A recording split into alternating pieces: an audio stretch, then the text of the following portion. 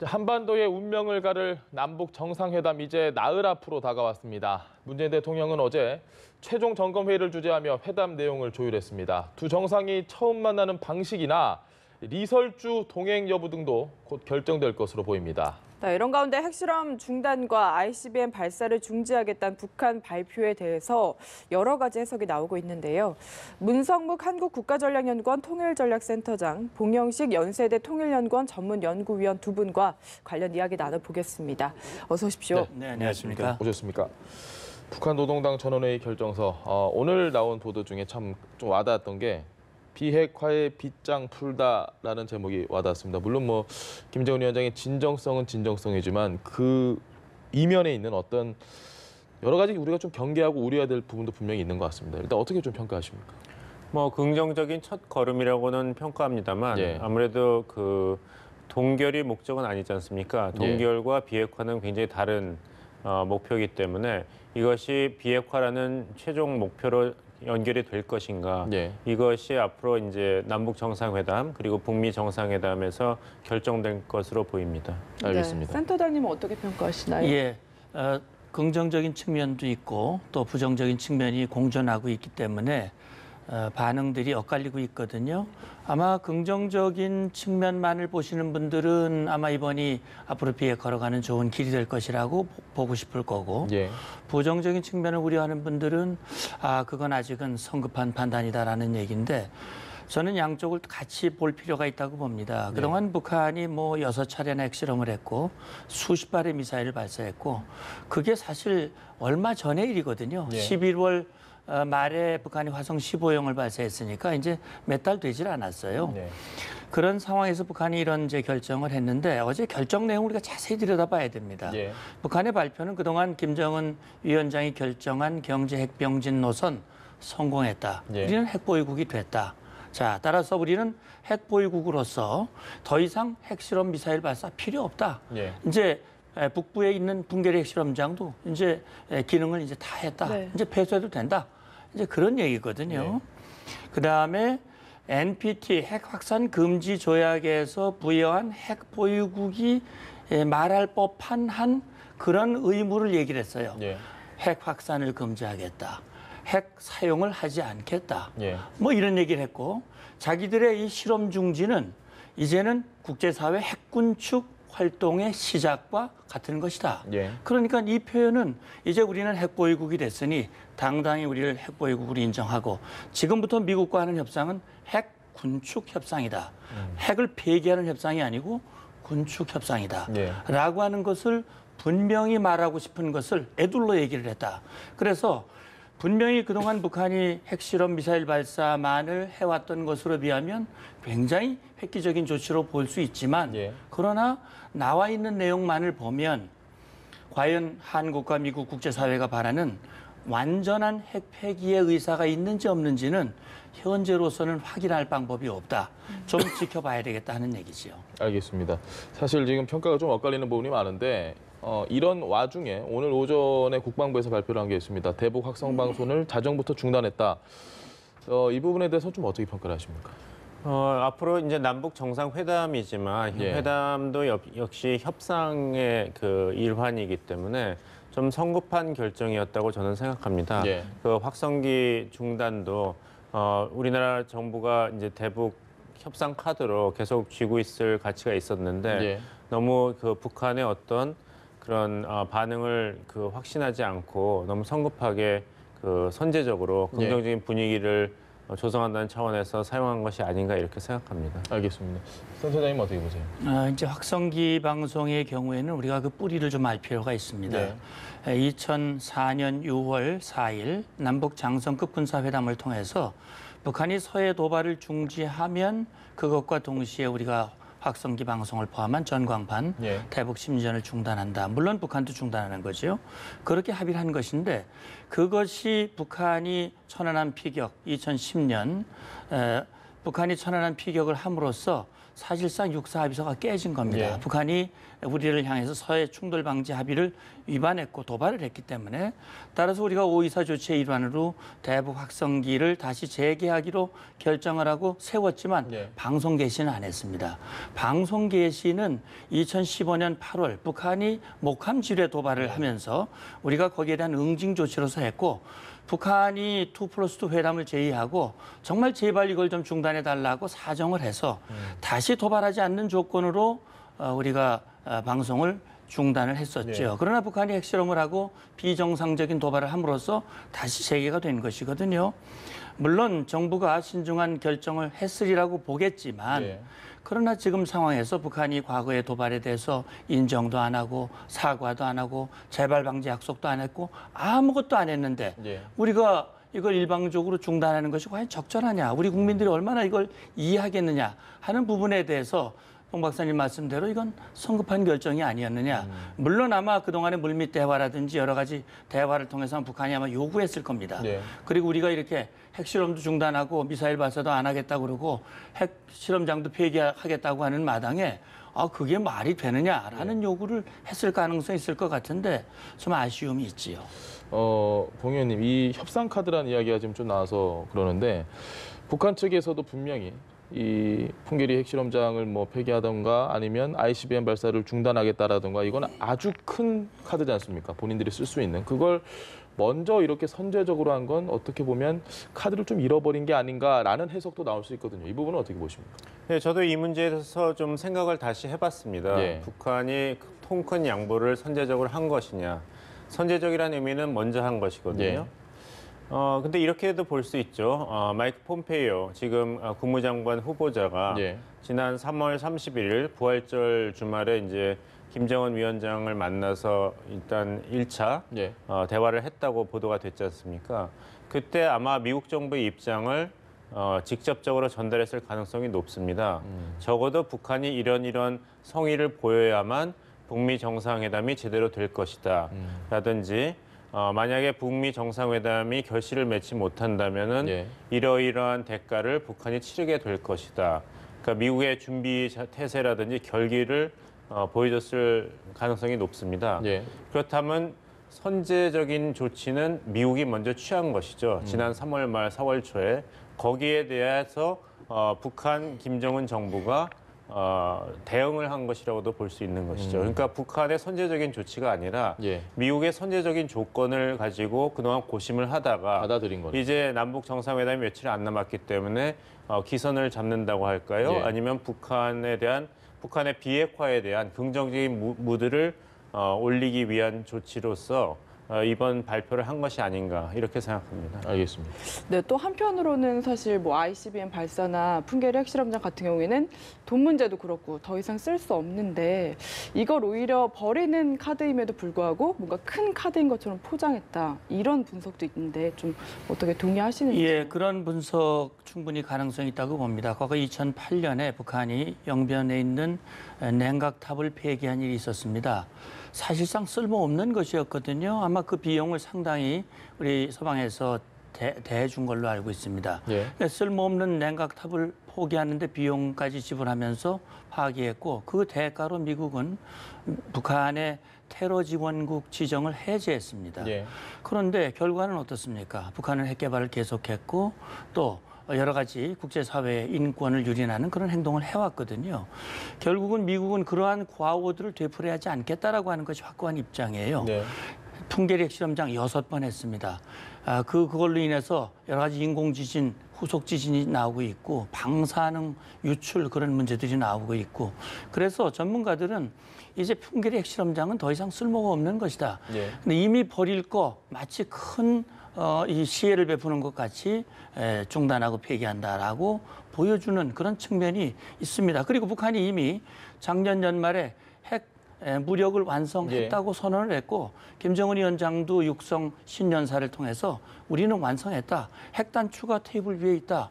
완성했는데 뭘 추가 핵실험을 하고 추가 미사일 발사가 필요했느냐. 논리적으로 봤을 때 그런 거거든요. 예. 그런 점에서 봤을 때는 이제 봉 박사님 말씀대로 미국이 사실은 대화의 출발은 북한이 그런 조치를 취해야 할 수 있다라고 얘기를 했고 북한으로서는 미국과 회담을 하려면 그런 조치는 반드시 해야 되겠구나라고 이야기하고 수용했고 여러 가지 국제사회에서 북한이 관련 비핵화 협상의 의지가 있느냐라고 하는 의구심을 갖는 것에 대해서 뭔가 그걸 정리하기 위한 조치.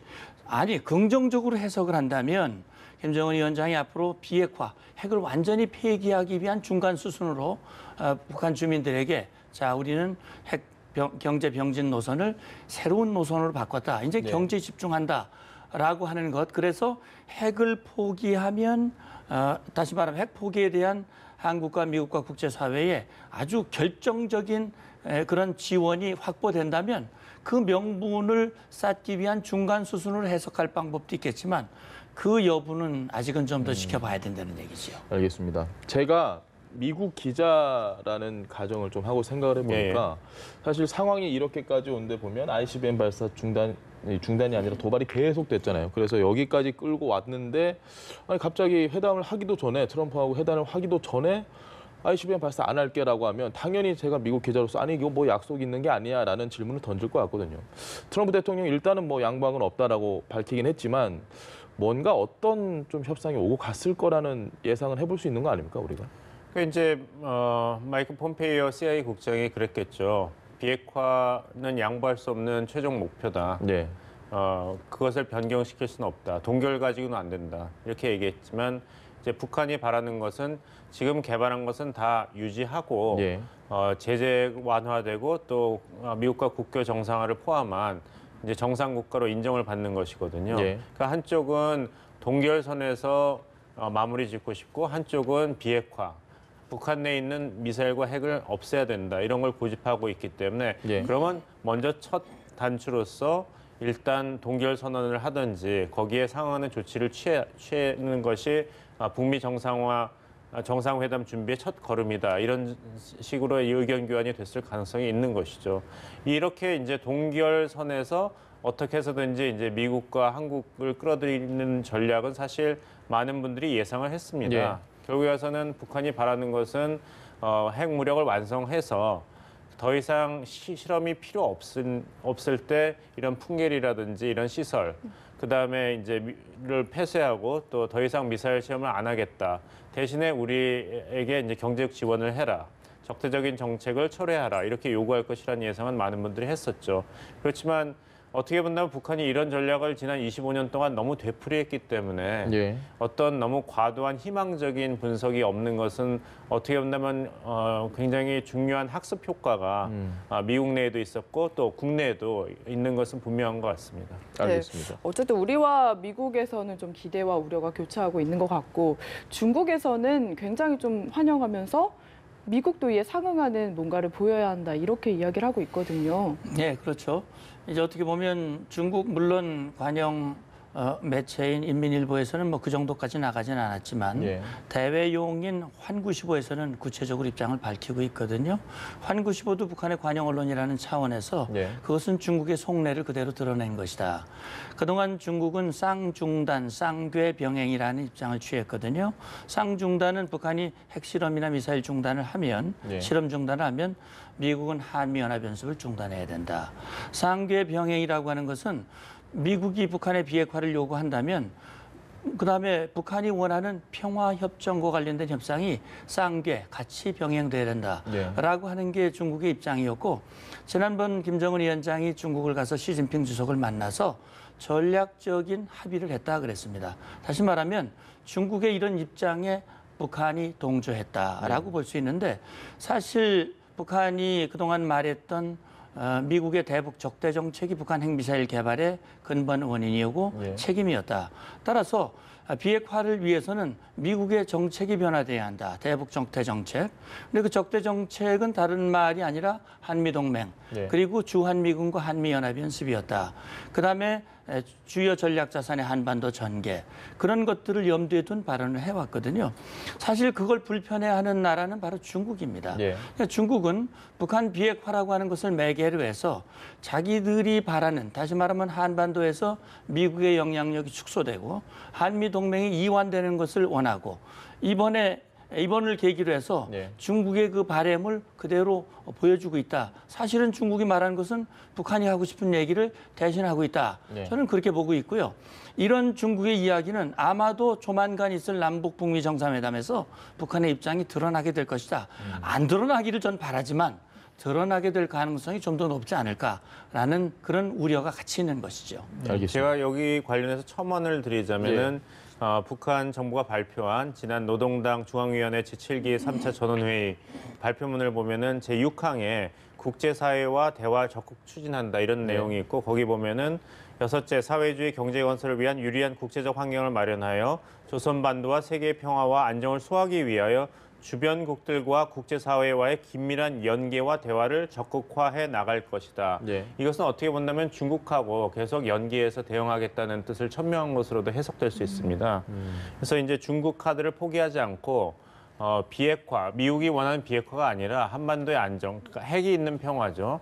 동결선에서 미국이 성의를 보여야 되는 것이 아닌가라는 목소리를 이제 중국과 북한이 같이 내고 있는 것이고 여기서 또 우려가 되는 걸 보면은 그 발표문 제1항을 보면 그 첫째 당의 병진 노선을 관철하기 위한 투쟁 과정에서 임계전 핵실험을 했다고 했습니다. 예. 그러니까 6차 핵실험만 우리가 주목을 하고 있는데 그게 아니라 북한은 그동안 유엔 안보리 제재를 위반해 가면서 계속 시뮬레이션을 돌렸다는 것이거든요. 그 말을 뒤집으면 뭐냐면은 앞으로 어떤 합의가 있다 하더라도 첫째 북한 정부가 이런 식으로 물밑에서 위반을 계속 그 합의를 위반하지 않을까 이런 우려가 있을 수 있고 두 번째는 이런 식으로 한다면은 풍계리 핵실험장 소용 없어졌으니까 이제 폐쇄하고 큰 규모의 핵실험을 안 하더라도 이미 축적된 데이터를 통해서 그리고 과학자들이 이제 실력을 다 키웠으니까요. 네. 이런 식으로 임계전 핵실험과 시뮬레이션을 계속 돌린다면은 언제든지 북한은 다시 핵무장의 속도를 올릴 수 있다는 우려가 계속 존재하는 것이죠. 알겠습니다. 그 보통 저희가 협상을 할 때 그러니까 내가 이만큼 먼저 했다라는 걸 보여주고 나서 그 협상이 결렬이 되고 나면 내가 이만큼 했는데 너 때문이다라고 이야기를 할 수 있는 상황이 됐습니다. 사실 이번에 북한의 이 발표를 보면서 북미 정상회담이 만약에 잘 안 될 경우에 이건 다 트럼프 대통령 탓으로 돌릴 수 있다는 그런 포석이 아니냐, 뭐 정당화 쌓기, 명분용 쌓기 뭐 이런 얘기도 있습니다. 어떻게 보십니까? 그럼요. 북한이 그동안 계속 얘기를 하고 있거든요. 이제 자기들이 주도적인 노력에 의해서 이런 평화적인 분위기가 형성이 됐다. 예. 그러니까 이 모든 노력은 자기들의 주도적인 노력, 김정은 위원장의 결단과 아주 통큰 그런 배려, 예. 그런 거에 의해서 이루어졌다. 아마 우리 측을 향해서도 청구서를 내밀 수 있을 겁니다. 문재인 대통령 평창올림픽 이 성공적인 개최를 위해서 내가 얼마나 노력을 했느냐. 정말 이걸 알아줘야 되지 않냐. 우리를 위해서 뭘 해줄 것이냐. 한번 얘기해봐라. 이렇게 할 수 있겠지요. 예. 미국을 향해서 자 우리는 비핵화, 대화 출발을 위해서 우리가 할 수 있는 모든 노력은 다 했다. 이런 얘기를 할 수 있을 거예요. 지난번에 우리 특사가 돌아와서 한 얘기 중에 제가 기억에 남는 것이 뭐냐면 나는 참 대화 상대자로서 대우받고 싶다라는 이야기를 했던 것이 기억이 나는데 혹시 이것이 나는 미국으로부터 핵 보유국으로서 대등한 위치에서 협상을 시작하는 것을 예. 그대로 인정받고 싶다. 그래서 트럼프 대통령이 북한 김정은 위원장과 대화를 시작한 것은 북한의 핵 보유국 지위를 인정하고 예. 대등한 핵 보유국으로서 협상을 시작했다라고 북한을 인정하고 북한은 그걸 아마 기정사실화하고자 하는 노력을 하지 않을까 하는 생각이 드는데 말씀하신 대로 협상에서 내가 선제적인 조치 이만큼 노력을 했으니 이제는 미국이 화답해야 할 때다. 예. 북한 김정은 위원장의 그 마음을 환구시보가 대신하고 있다라는 생각도 저는 드는 것이요. 알겠습니다. 네, 북한의 속내에 대한 우려들을 지금 계속 이야기를 하고 있는데 사실 이번 주에는 남북 정상회담이 있습니다. 금요일에 예정이 돼 있는데 지금 문재인 대통령이 굉장히 열심히 준비 중인 걸로 알려지고 있고요. 첫 만남부터 많은 부분이 좀 생중계가 되더라고요. 이 부분도 좀 평가를 해주신다면요. 생중계를 하는 것은 아무래도 이 문재인 정부가 굉장히 중요하게 하는 것이 이제 그 절차적 정당성 아니겠습니까? 네. 사드 배치 문제도 그렇고 2015년 위안부 문제 타결 선언에 대한 그런 전문가 조사에서도 제일 중요시했던 게 이제 절차적 정당성이었기 때문에 네. 이런 남북 정상회담의 투명성을 최대로 높이는 조치의 일환으로 보입니다. 어떤 선언이 이제 있을 것으로 보이는데 거기에 대한 이제 국민적 공감대와 관심을 또 고조시키려면 이런 조치가 필요하겠죠. 네, 알겠습니다. 네. 오늘 대담은 여기까지 나눠보도록 하겠습니다. 지금까지 문성묵 한국국가전략연구원 통일전략센터장, 봉영식 연세대 통일연구원 전문연구위원과 함께했습니다. 말씀 잘 들었습니다. 감사합니다. 고맙습니다.